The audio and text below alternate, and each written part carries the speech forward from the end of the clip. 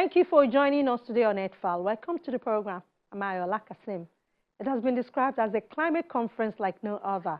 COP30, which concluded on the 22nd of November after an overtime in Belém, Brazil, featured events never seen before at any other COP. A leaders' summit beginning days before the official opening of the meeting, a fire in the pavilion, and a personal decision by the COP presidency to create two roadmaps that could not be included in the final COP decision due to opposition from some countries. COP30 produced a package of 15 decisions covering topics ranging from adaptation indicators to just transition and gender. Today on the program, we unpack it all. Do stay with us. Overcoming many setbacks. First, the blazing sun coupled with poor cooling system within the pavilions that caused uncomfortable heat in most areas of the conference venue. Then the security breach by dozens of indigenous protesters into the restricted zone. The first on Tuesday, 14th of November, and another which lasted around 2 hours the following Friday, intensified concerns over security at the conference.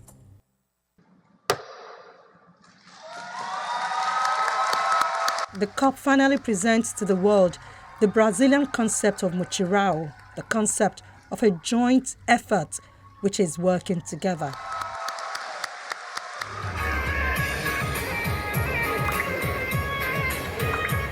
For about 3 weeks, Belém was buzzing. First, the Leaders' Summit, where the Brazilian president declared that this is the COP of truth. Humanity is aware of the impact of the climate change for more than 35 years, since the publication of the first report from IPCC. But it was necessary 28 conferences to recognize for the first time in Dubai the need to get rid of fossil fuel and to stop and reverse the deforestation.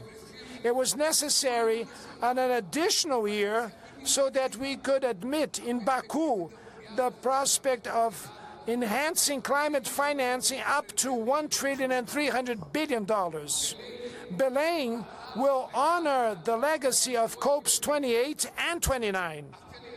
To accelerate energy transition and protect nature are two different ways that are more effective to contain global warming. I am convinced that although we face difficulties and contradictions, we need the roadmaps to plan in a fair way, reverse the deforestation, overcome the dependency on fossil fuel, and mobilize the necessary resources to reach these objectives.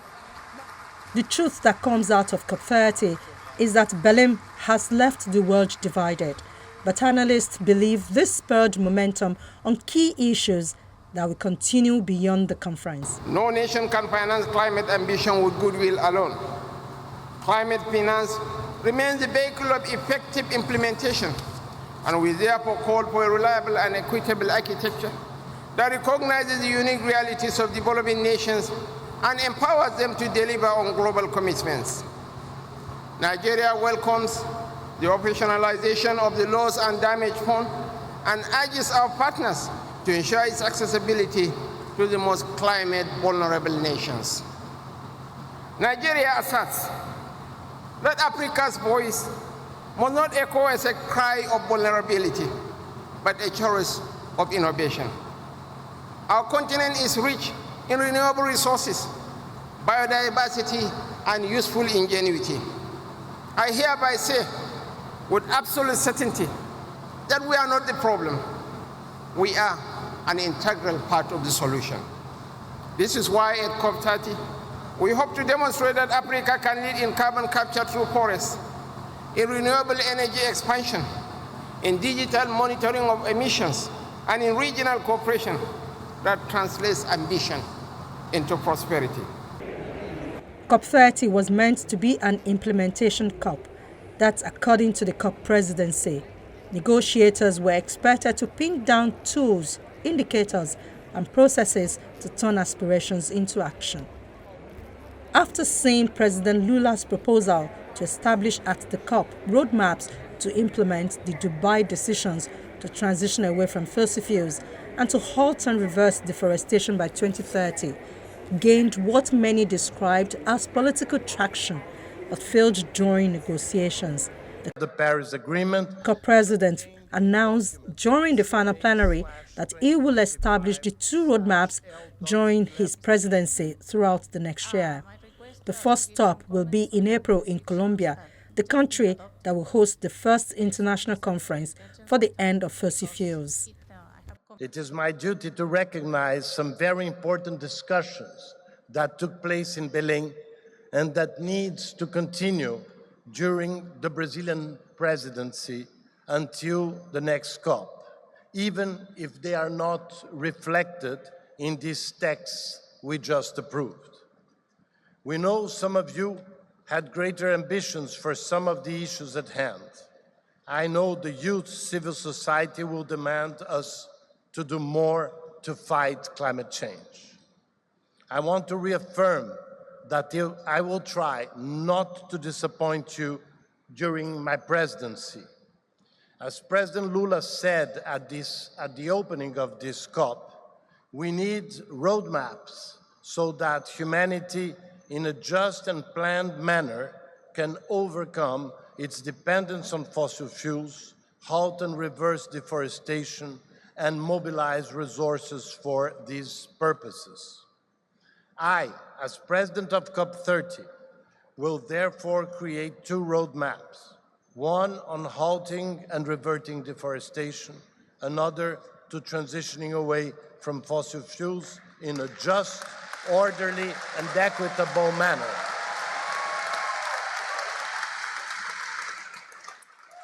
Many were expecting concrete decisions on key issues like roadmap on the transition away from fossil fuels, how countries will deliver the promise of the new collective quantified goal on climate change, indicators for the global goal on adaptation, among others. But everyone left Belém with something to gripe about. 78 experts worked tirelessly with us to design a set of indicators that could reflect the lived realities across our countries.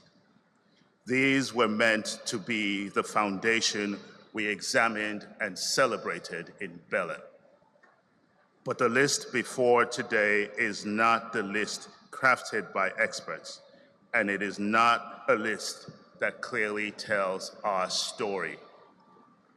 Parties have championed the work of experts from the beginning. We believe their careful, evidence-based design will anchor a credible, actionable framework.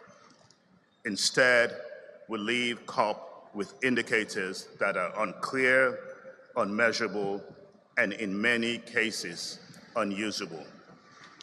So we must ask ourselves, how are we helping the most vulnerable if this is the quality of the outcomes we call ambition? What message does it send when a process built to elevate our needs ends by diminishing expert work and overlooking the realities of those on the front lines? 88 countries pushed for a roadmap for a just transition away from fossil fuels in the final deal. This group wants a just, equitable, and fully financed transition away from fossil fuels reflected in the text, an essential response to the ambition gap. They did not get that. They made their feelings known during the closing plenary. Today, we're not even allowed to discuss pathways for a just, orderly, and equitable transition aligned with the best available science. This language, previously agreed by consensus, is now being vetoed, even though it is essential for the integrity of this process. A consensus imposed under climate denialism is a failed agreement, Mr. President. Colombia is not blocking progress, contrary to what is happening and how the narrative is making us look here. We are demanding the minimum necessary guarantees, which is to allow language, a topic that we already agreed by consensus, to be discussed here. Denying the best available science requires us not only put the climate regime at risk, but also our own existence. Which message are we sending the world, Mr. President? We're really sorry that we need to do this. Colombia wants to move forward. We want to be based on science with peoples, with the indigenous peoples, the Afro-descendant peoples, the peasants, the women, the youth, the people that it's out there asking us to deliver an outcome that includes fossil fuels, that is transparent. And we feel that we couldn't have the chance to do this, and you're leaving us with no other option. So I'm sorry, Mr. President, but Colombia objects the mitigation work program. Mr. President, for Nigeria, the transition pathway should strictly adhere to the principle of common but differentiated responsibility and respective capability, ensuring that national structure, economic reality are also respected. Nigeria recognizes the urgency of addressing climate change, but emphasizes that a successful transition cannot be imposed. It should be a deliberate process that is nationally determined and supported by robust international cooperation.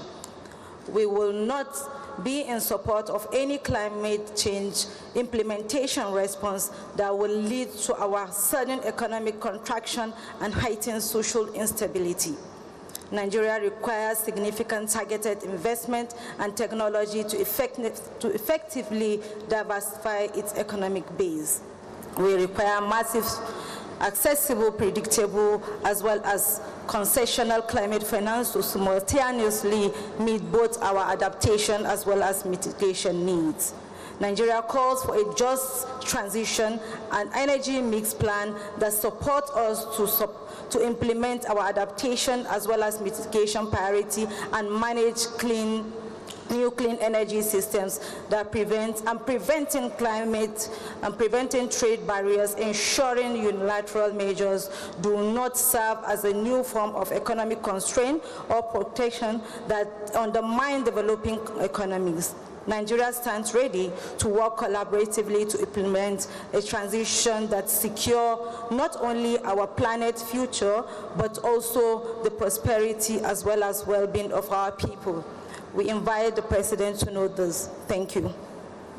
Berlin took an important step towards a just transition by deciding to develop, by COP31, an institutional mechanism for the just transition.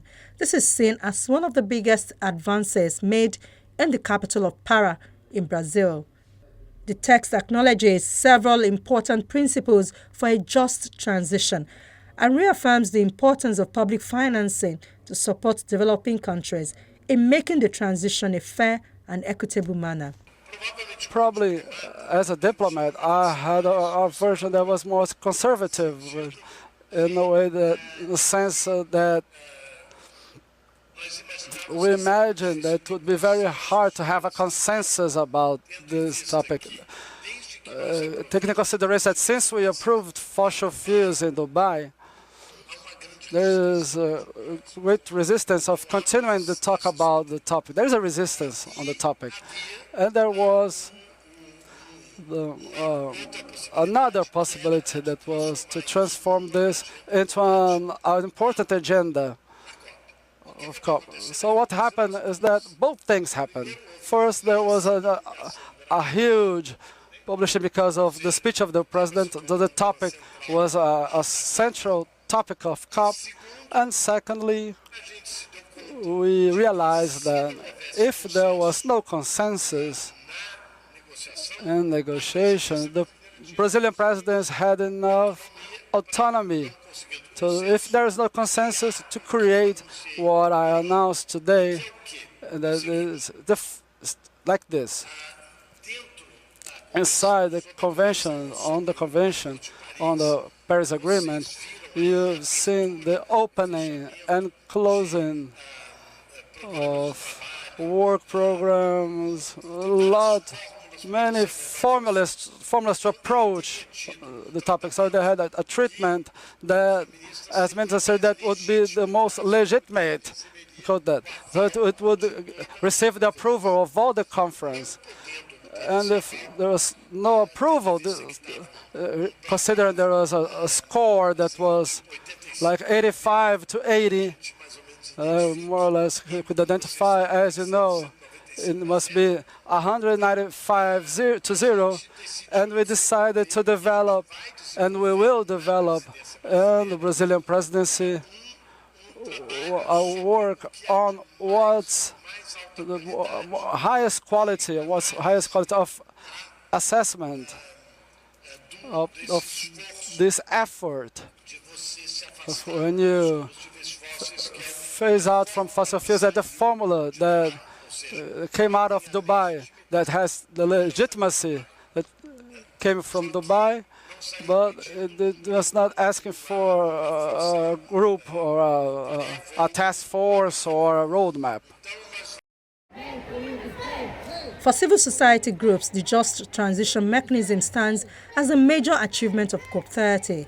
The Just Transition Mechanism, popularly known as the Berlin Action Mechanism or BAM, opens what is described as promising discussions on support for just transition pathways, that is, a clear reference to additional grant-based finance and recognition of the barriers that prevent just transition efforts. Who's going to say that's the process that will be installed? The answer will come from all this work that will be done. But what I'd like to say is that the roadmap for the countries will be something just like the NDCs. They will be nationally determined. But for a rich country, and I believe all of them had their roadmaps to possible storms and the agendas that today look like so well established and irremovables, just like the fossil energy had their own trajectories, are very well planned, but countries, developing countries, poor countries that are dependent even of oil in their economies, those don't have those paths, those trajectories. That's why it's so important, the efforts that will be made, and I'm sure that we will give the proper addressing for something that over 30 years is still waiting. As President Lula said, how to leave the dependency of fossil fuels. And I really liked dependency, this word, because we cannot say that we are being selective regarding the GST, getting only fossil fuels. To leave this dependency, you need to use different therapies that are prescribed and others that might be found. Result from this study, thinking about the economic diversification, technological routes in different ways to be able to, different realities can be treated in the challenge of leaving this dependence of fossil fuels and addressing as well of transition to and a very equitable and just way of deforestation. Only Brazil has this own roadmap, but what we wish that everyone can have the basis to make those efforts. But it is a different case for adaptation finance. The obligations of developed countries to provide adaptation finance was lacking, and pushing the timelines to deliver the tripling of finance to 2035 is said to be a betrayal of vulnerable and impacted people in the global south. As established by the Paris Rulebook in Decision 3 CMA 1, the CMA shall provide guidance to operating entities of the financial mechanism to be transmitted by the Conference of the Party. 4 decisions on this package have guidance to operating entities, but lack a COP decision transmitting the relevant paragraphs. This procedural issue, a technicality, is a source of concern due to the Green Climate Fund Board usually ignoring CMA guidance to the GCF that has not been transmitted. And we perceive that hard negotiated paragraphs regarding the global goal on adaptation, the mitigation work program, Article 2.c dialogue, and the technology implementation program are at risk due to this. We notice that the GF decision has a reference to the TIP and that the GCF decision makes reference to a GEA, but that is not the transmission of guidance. That is actually new guidance. We and other groups try to introduce placeholders in COP decisions for this purpose in the case of the TIP. but our counterparts saw that as a negotiation and not merely what they were, an attempt to comply with the Paris rulebook established in Katowice, which frustrates us deeply, as the topic has been raised since the years. We should not be negotiating already agreed procedures.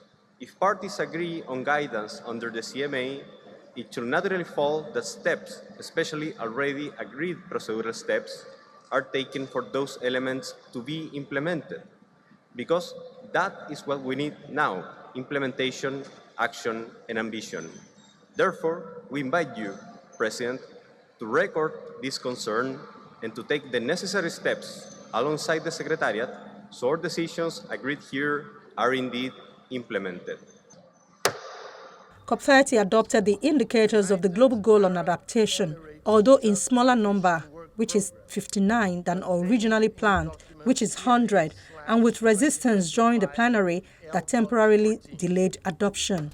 However, the gavel had already gone down, and the points of order were ultimately merely noted. A 2-year policy alignment process for these indicators, which is the Berlin-Addis Adaptation Vision, was created. We engaged quite constructively in the huddle with our colleagues who had concerns with regards to the 2 decisions that had been gavelled, particularly the mitigation work program as well as the global goal on adaptation. And it was our understanding from the huddle that the work would continue in Bonn in accordance with the decisions that have already been taken in those decisions that have been gavelled with no additions, and that the objections or reservations would simply be noted in the meeting report. So I'm seeking clarity from you, Mr. Chair, that you are not asking us as parties to decide on continuation of work based on discussions that have happened during plenary, and that in fact what we will be doing is allowing the work within agenda items that are deeply technical to remain within those agenda items, and not establishing a precedent whereby those who did not get what they want in the individual agenda items come to negotiate that in plenary. I would seek that clarity from you, Mr. Chair, because we did gavel those decisions, and it would be confusing for us to go to Bonn without clarity on what it is exactly that we will be engaging on. Saudi Arabia, as I said in the beginning, the Secretariat has confirmed that decisions that have been gavelled are considered adopted. A political document, the Global Mutirão, was produced under the leadership of the Brazilian presidency to address 4 sensitive and important issues that threatened to stall the conference early on. The implementation of Article 9.1 of the Paris Agreement, which addresses the public financing that rich countries must provide to developing countries, and unilateral trade measures, 2 key demands of developing countries, as well as the response to the insufficiency of nationally determined contributions, which are national plans, and the 1.5 degrees Celsius temperature goal, an island nation's demand, and the response to the Synthesis report or the biennial transparency reports. The Mutirão text became the main political battleground in Berlin and is said to have ended significantly watered down amid a tug-of-war between the European Union on one side and the like-minded developing countries bloc, which include India, China, Saudi Arabia, and Bolivia on the other. The LMDC shares the concern regarding the pattern we are witnessing right now in the plenary. Certain parties repeatedly are taking turns to object and delay the plenary in an effort to secure outcomes that reflect their individual preferences rather than respecting the party-driven, consensus-based nature of this process. This behavior risks undermining the multilateral spirit that must guide our work. We also underline that the issue being raised here already has been gavelled. We cannot reopen a gavelled decision. Doing so would be so dangerous and so damaging precedent to this process. In previous COP, even when our own countries had concerns about gavelled items, they have not been reopened. It would be fundamentally unfair and procedurally inconsistent to make an exception now. The LMDC expresses its sincere gratitude to the Presidency for its patience, balance, and leadership throughout this difficult and lengthy process. We recognize the immense work required to bring all parties together And given your age, as you have stated, you have done a commendable job, and we appreciate that and put it before the House.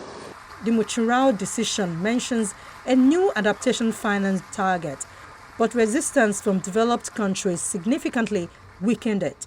The target was once set for 2035 instead of 2030, and although it calls for tripling adaptation finance, there is no clear baseline year. Moreover, the target was tied to the new collective quantified goal on climate finance, or NCQG as it is known, the financing goal agreed in Baku in 2024, which includes multiple sources of funding, including loans and adaptation and loss and damage policies, often directed at very poor and vulnerable regions, cannot be based on loans. Experts say the text on unilateral trade measures is somewhat better, as it recognizes that such measures are harmful and establishes a 3-year dialogue in response to demands from developing countries. As for their call for an item explicitly addressing public financing, the result was a partial victory. Convene high-level dialogue. A 2-year work program was indeed created to address Article 9.1 of the Paris Agreement. But in order to reconcile with the position of developed countries, the item was absorbed into the broader context of Article 9, which covers various sources of funding and the NCQG. The statements and reservations made by parties during this meeting will be duly recorded in the report of the session. We recognize that today's proceedings must be avoided and will request the Secretariat to prepare best practices to guide our process in a way that will ensure transparency, inclusivity, predictability, and legitimacy, which has been always our priority during this COP. You can be sure that this is an absolute priority for me.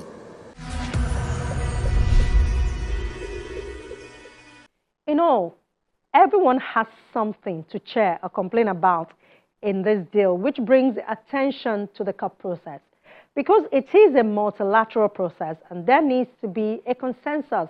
Some say it gives incentives for lobbyists to stall the process. So they are calling for more accountability, transparency, concrete outcomes, and not just what is described as a cycle of dialogues, roadmaps, and reports within the process. We'll definitely keep up with the development and bring you all the details. But right now, that's all for today. Thank you for watching. We'll see you next week.